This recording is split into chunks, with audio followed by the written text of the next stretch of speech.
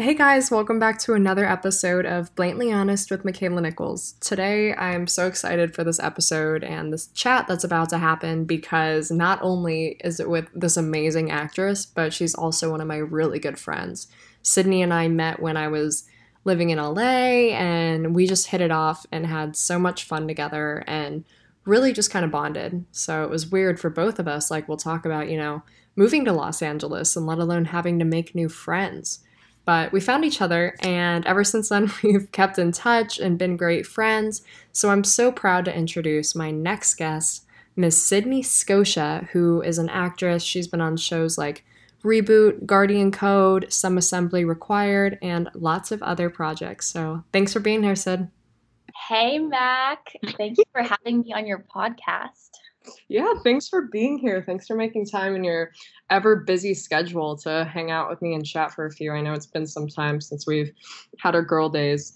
I know. I miss our good old LA days. I do too, especially the Menchie's run, the gross amount of Menchie's we used to eat. We had the best routine, honestly. We would go for sushi and then we'd go for froyo, and it was a every week occurrence. It was. Thank God we went to the gym, right? Yeah. You actually inspired me to go to the gym. I took two of us for sure. Thanks for taking time, man. I know you are literally running around between auditions and projects you're working on, and let alone producing your own shows and directing and all of that good stuff. So I guess, I'll kind of take our audience to the very beginning so they get to know the good Scotia that I know. So how old were you when you started this whole acting realm? Okay, so I'll take it way back to the beginning. Do it. Throwing it back. My mom put me in gymnastics when I was 5 years old and didn't vibe with gymnastics, but across the street was a dance studio. And I would go across the street after gymnastics and watch the dancers. They were called the Plum Dolls.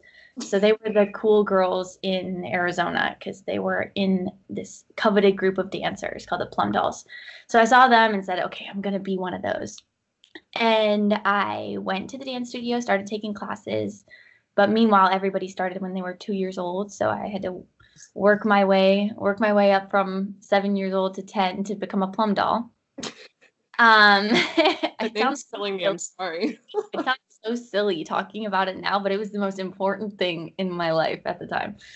But dance really introduced me to the entertainment industry because they had an acting class at the dance studio.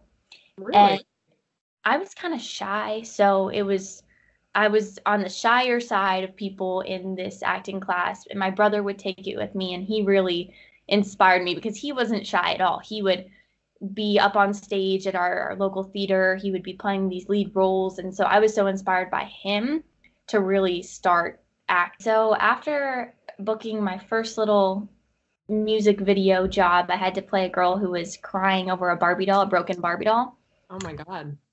Tragic. I know, very tragic.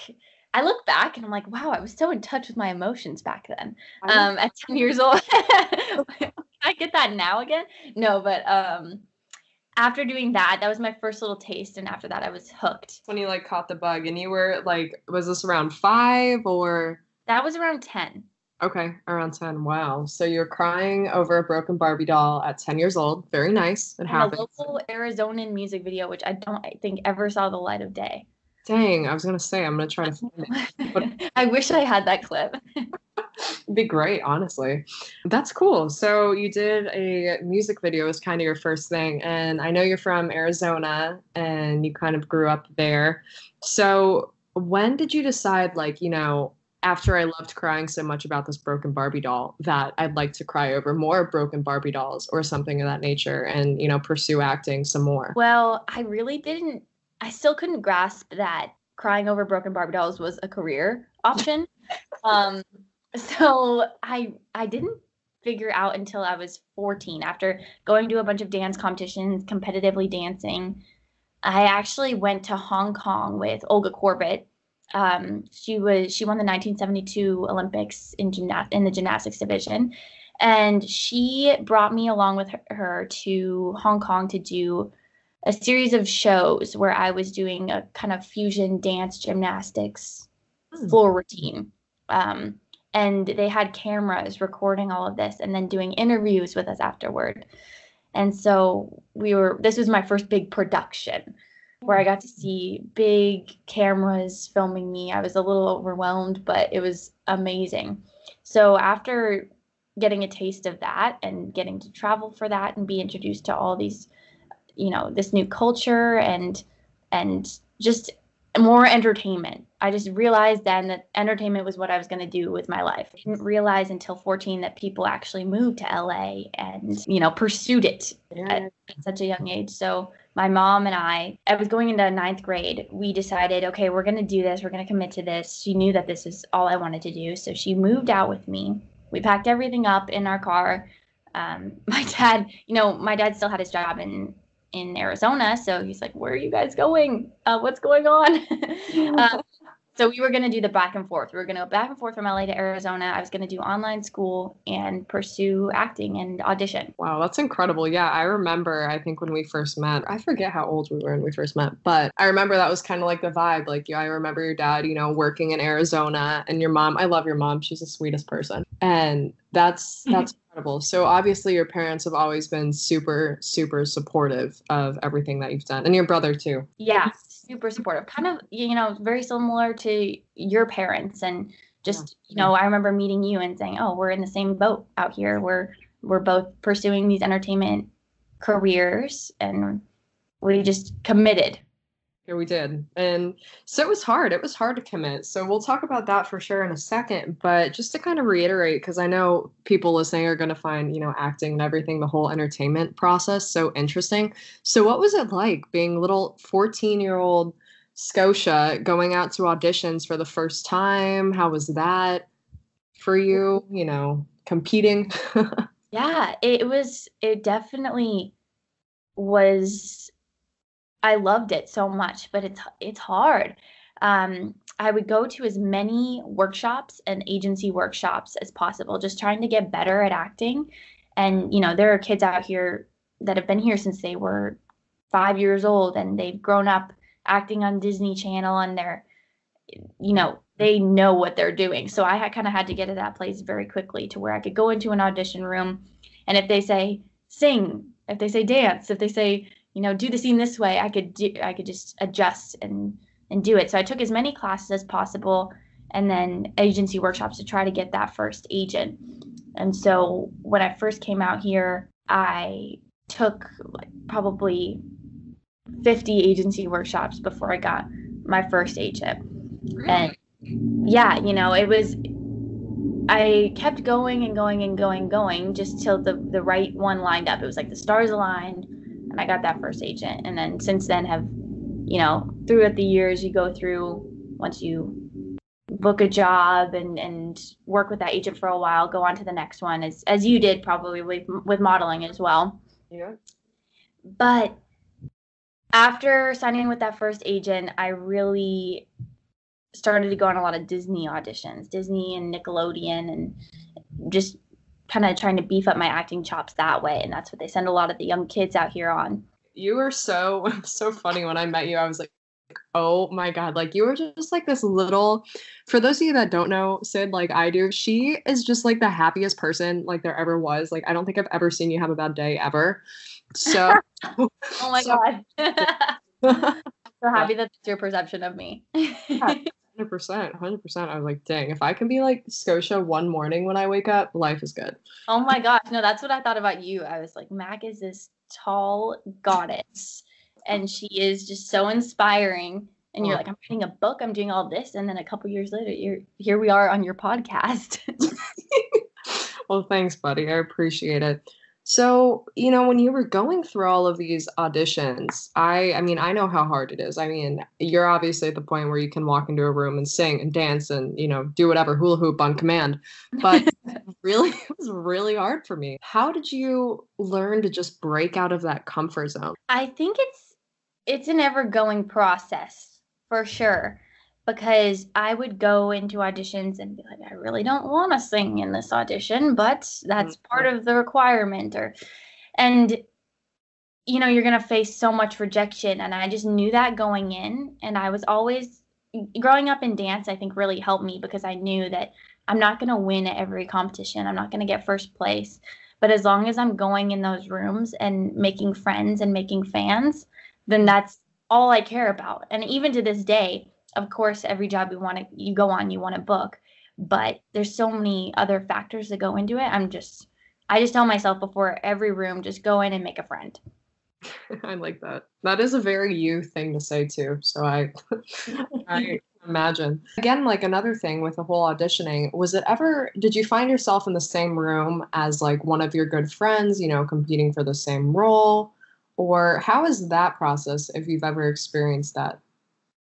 Oh, I'm sure. I know for sure that I've gone on the same auditions as friends. I always tried not to talk about business with friends Mhm. just because it is, you can get consumed by it out here. Everybody in the town, everybody in this large city is working on something related to acting, singing, dancing, whether it's producing or producing music. So it can be all consuming. So I find that the moments with friends that we're not working, it's just a no work zone. But the hardest part is going into a room and seeing someone that you watched on a movie last week and being like, oh, well, I saw them on the big screen last week and now they're in my audition room. Hey guys, so this is where I kind of interrupt myself mid interview to just apologize to you. So my audio cut out a little bit into the conversation. So if you hear the same question right now, just know I really wanted you to hear it and hear the answer. So yeah, so I just thought I'd give you a little heads up. But right after this question, the interview will go back to normal and you'll get to learn a little bit more about Sydney and I. Hope you guys enjoy. And resume.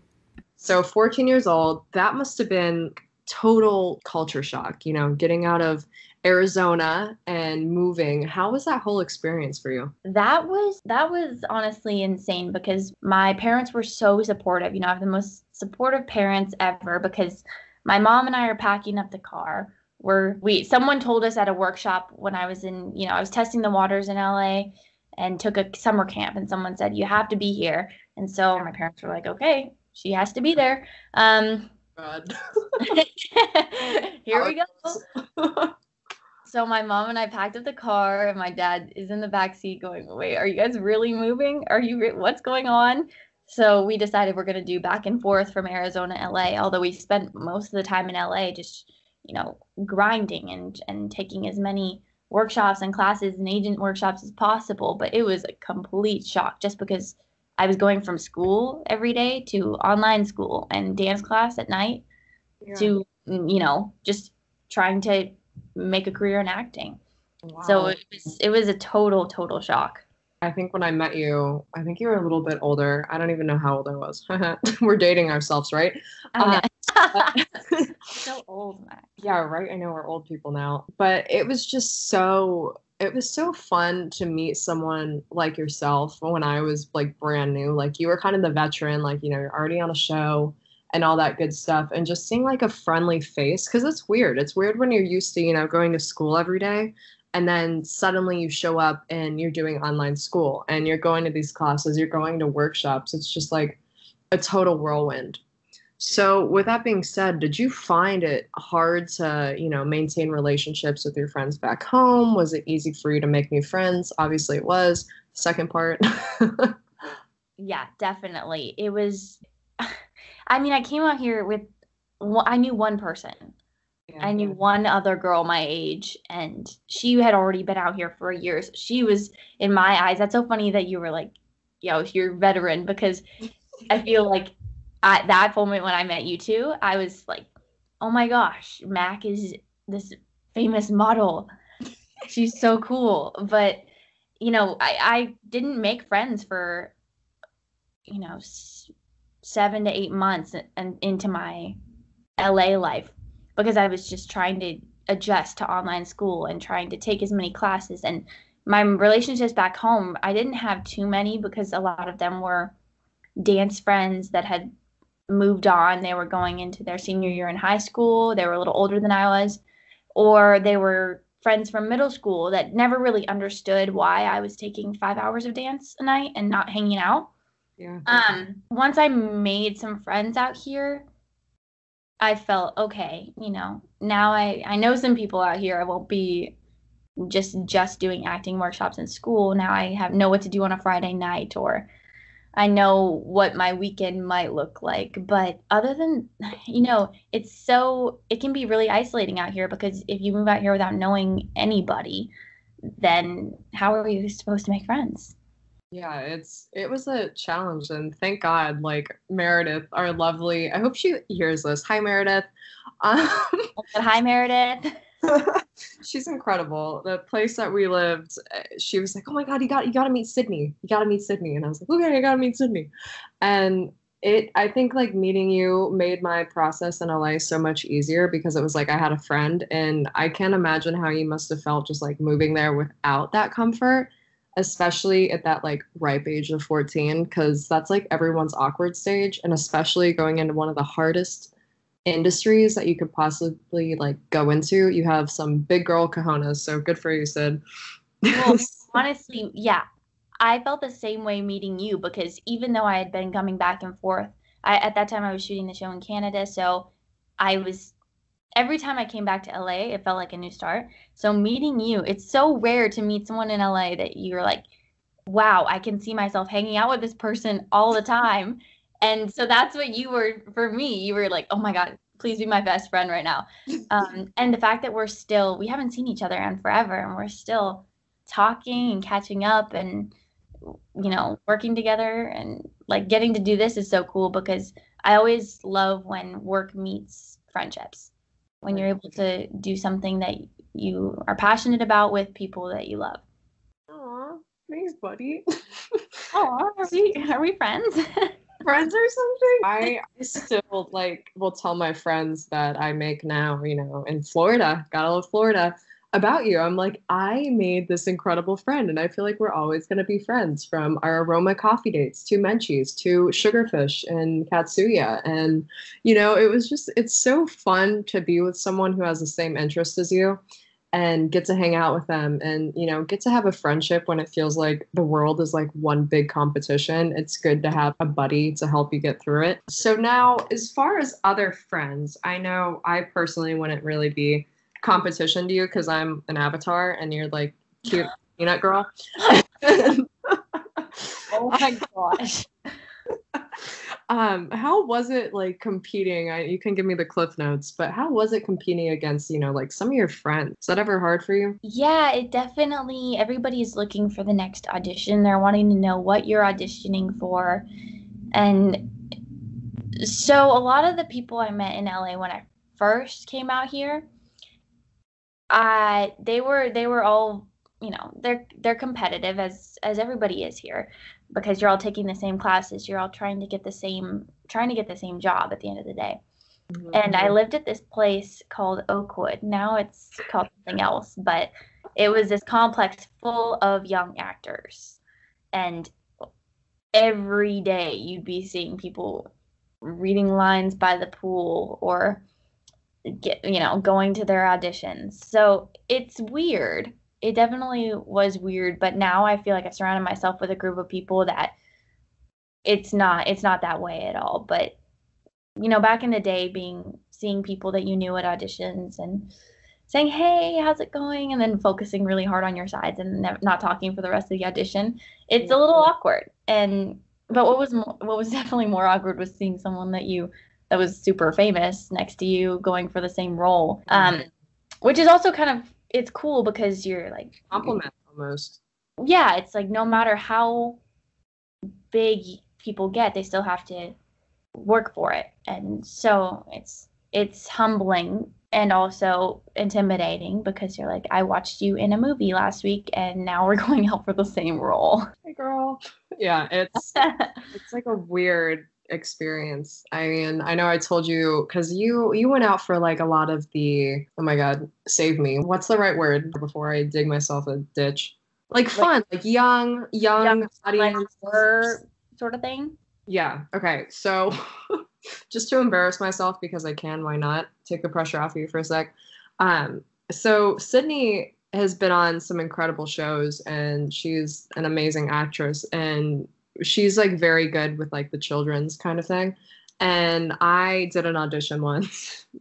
And I remember not even like a minute in, I was, doing my audition as one does. And the lady, she stopped me and she goes, just stop. And I'm like, oh my God, please no. Like I'm about to cry because auditioning is a very scary process. Mhm. And she's like, no, just stop. She's like, you're not going to be on Disney. Audition for like CW kind of things. And I was like, oh, okay, thanks. And then it was just like traumatized. She's like, I like you. But, and then I see little Miss Sydney Scotia who just like kills it at everything like bright and lively. So it's always funny to me how you're like, oh my God, it went so great. And then I'm like, oh yeah, I got told that I was too weird for Disney. So Oh my God, can we switch? Can we switch now? I'm 21 and still look 12, so I'll hey, take that problem of yours being tall and model-esque and ready for CW. well, thanks. No, I was always just whole like blown away. And I think the people that, are listening and stuff would just find this whole industry so interesting. And I mean, I think you and I had always kept us on our feet and it still does. So tell me a little bit about, your transition into, not just acting, but producing and directing. What kind of made you want to take that next step? Well, when I was on my first series, Some Assembly Required, one of my co-stars and I really got the urge to make something of our own. And we wanted to make a short film, a little thriller, something very different from what we were doing because yeah, I was always going out for those young, lively sitcom roles. So I was playing a dumb blonde on a Netflix kid sitcom. And so we wanted to do something where we brought it back a little bit closer to reality. And so we made this short film called I Dare You. And I produced it and we both starred in it. And then we took that to the Cannes Short Corner at Cannes Film Festival in 2016. And that was the most eye-opening experience because we saw all these films at the market in Cannes trying to get people were trying to sell them, people were trying to buy them, and we're just these two young, 18-year-old kids here in the middle of Cannes trying to figure out why we're here. But just so excited to be there and so excited to be part of the hustle bustle of the behind the camera world and what goes on with the details beyond acting. So that was what really gave me my introduction to producing and directing. And from there, I kept concepting pitches and kept writing and trying to come up with the next idea. And so I decided, okay, I want to direct something. I want to take my next project on all by myself, direct it, produce it, and then get a team, crew to do it with me. Wow. And so in the past couple years, I've been working on this documentary on traumatic brain injury as a result of domestic violence. And that has taken up, almost all of my time. And I'm so happy that it has because it's close to being done and it's been an incredible process. And I've been so grateful that I've had so many amazing people work on it with me and help me with it. So I know you can't say too much about it. What made you want to get behind a project such as that? I guess it really started when I was about 12. My dad went to a domestic violence shelter in Arizona and he was talking to them about opening a traumatic brain injury clinic. And at 12 years old, I had no idea what was going on. I didn't know what that meant. And I think he also wondered, okay, why do we need a traumatic brain injury clinic here?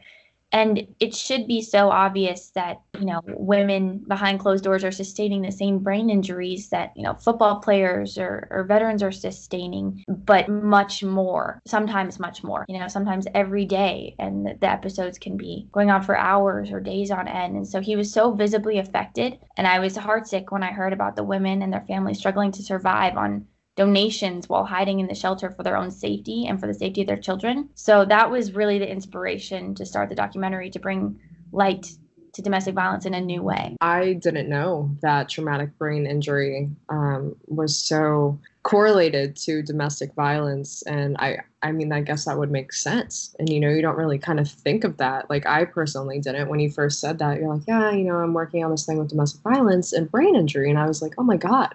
Like that would be the result. So while working on this project, has it helped you kind of get a better grasp of yourself, about other people? What is it really kind of, showed you? This whole process has definitely, well, it's just been an eye-opening experience in so many ways. And I think what really has helped me grow is talking to all these women, hearing their stories, and connecting with them on their stories. And it's kind of given me, I feel responsible for making this documentary go global just because I feel like this is something that needs to be, spoken about all over the world. People need to know what's going on and they need to know the real story.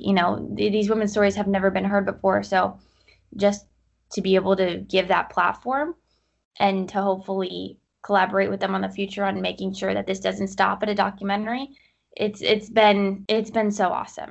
I can't wait to see it. I got chills. I just knowing like, because you really put your heart into everything you do, and I've always like admired that about you, and the fact that you're doing something that's going to be so great and literally sharing these women's stories is going to be what the world needs. So when can we expect it being out? Is that able to be released or discussed or sometime soon? So we're in post-production right now. We have about a 2-hour edit that we're trying to cut back to an hour and a half.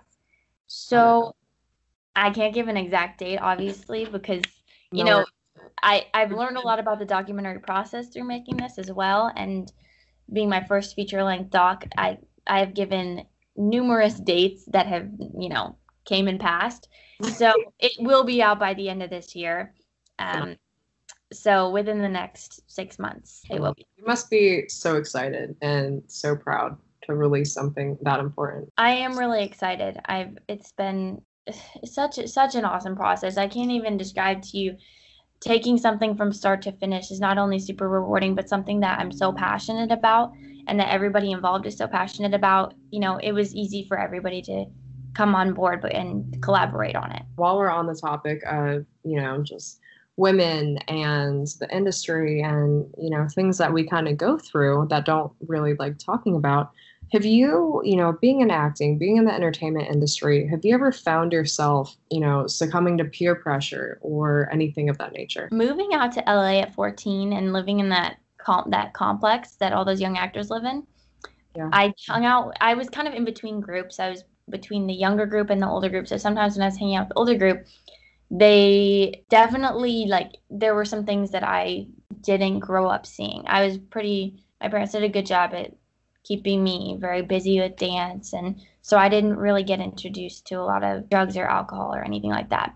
But I saw a lot of that moving out at a very young age. It was complete culture shock going from, school and dance to, okay, now all these kids are throwing parties in their complexes and kind of running free. But it was never something that I was really interested in. And I think it kind of, I had such deeply rooted beliefs because of my family and how, supportive they were, and they raised me in such a certain way that I just wasn't super interested. But it was never a judgment. I was never, I was never judging anybody around me. But it did kind of take a toll on me that, okay, they don't want me here if I'm not going to be doing the same things they're doing. So I kind of had to come to terms with that at a young age that, not everyone's going to vibe together, but that's okay. So that's kind of my story with that. It's not a super long one, but at the end of the day, everybody kind of grows up and realizes that everybody's allowed to do whatever they want to do. You were out there earlier than I was, and, I was kind of dealing with the same thing. I think it's something that, teens between that 14 to 17-year-old range go through, unfortunately. And it was like, I was so unpopular. I felt like I was never wanted around because, you know what? I did the same thing as you. I didn't go out and drink and do drugs and hang with that crowd. So it's like when I was around, I was always a wallflower in the corner. Mm-hmm. But, that's okay. And you can be. And it's interesting to me that no matter what kind of people you're hanging out with, that always kind of seems to be the case at some point or another. So I think it's interesting showing, the same age range and someone in Little Florida to Hollywood, it is kind of the same. And I think a lot of people, unfortunately, don't realize that right away. Yeah. I mean, I think we always had a really good idea of who we were, and I mean, you especially, when I met you, I was like, okay, this is like you kind of, after hanging out with you a couple times, I was like, you know who you are. There's nothing that's going to influence that. But I remember when I was 14, I was at a party, and it was barely a party. It was a bunch of kids hanging out at Oakwood. And that's my idea of a party. But they said, I was walking out because I was getting late. I sound lame, but I guess that's the thing. I was leaving, and they said, "Don't come back." Are you kidding? And so I didn't. I mean, like I wasn't going to. Thanks. At the end of the day, it's whatever you want to do, and you will find your people. I mean, I found you, and I found a really good group of friends. We're all super supportive, and when you say like don't come back kind of thing, like that's how it was for me. And I think that's kind of like so ironic because people do find their niche, and it's like if you want to be part of that crowd, like whatever, good for you, wish you all the best. You don't have to be this crazy partier person to be cool. And I think that's what a lot of people don't realize. So us learning that at a young age, it was hard because, we didn't have a lot of friends at the time, but it takes time and the good people to really kind of find your place in the world. And speaking of Oakwood, I'm pretty sure I saw some advertisement. Maybe I like dreamt it, but aren't they doing a reality show or something at Oakwood now? Maybe. I know they did one. When I first moved to Oakwood, everybody talked about, I think it was called the Hollywood Complex. Oh, maybe. Yeah. I think that's what they did back then, but I wouldn't be surprised if they were doing another one. Yeah, every time I hear Oakwood, I like laugh. I almost actually lived at Oakwood too. So thank God we lived where we did with our good friend Meredith, who did we say hi to Meredith on this one? I don't know if it was in the Cliff Note one. I know. Well, if we didn't, hi Meredith again. Yeah, I love our place and all the people that live there. It was fun. Just to kind of continue on peer pressure and all of that, did you ever find yourself, I highly doubt it, but we all kind of go through it, dealing with body image issues? I know from you saying that you were a dancer, I can only imagine, let alone, the entertainment industry as a whole. I feel like every young woman or young man will go through body image issues at some point, whether it's very on a small scale or on a large scale. So I feel like everybody's going to go through it. And I definitely felt pressures because going to set, I was on such an amazing set for 15 to 18, which were such crucial years, which is also why, peer pressure wasn't a huge problem for me because I was just on the set of the most supportive people, 100 most supportive people that I've ever met. But I would go to set, and we'd be working all day.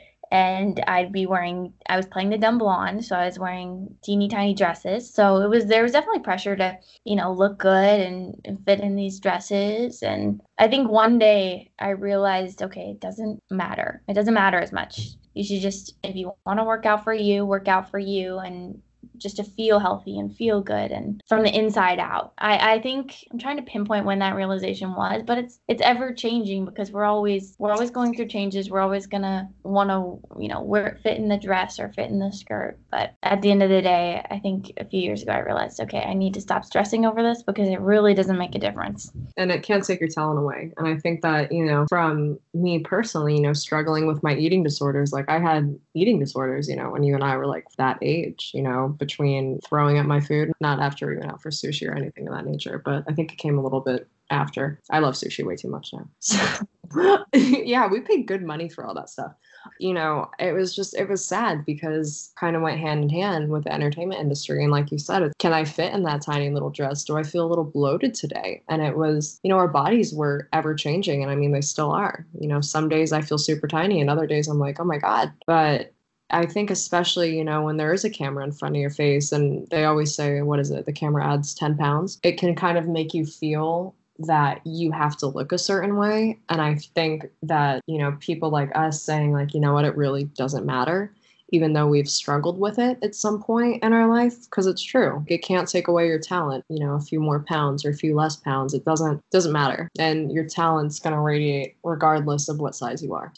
Exactly. Yeah, very well said. And I think it shows up a lot more in your world, in the modeling world. I can't even wrap my head around, what models going to go sees must be feeling because that was never the case, because you guys have to go to auditions and look good in a bikini. There may be a scene in a movie or a scene where you have to be in, like when I did the mermaid movie, I had to be in a little crop top and a mermaid tail and had to look like a mermaid. So I was like trying to eat really healthy at that time, but it wasn't near to the extent of what models have to do. So I know you always get cast as someone usually younger, but you were telling me earlier that you got to play someone older. So tell us a little bit about that. I was playing about 25.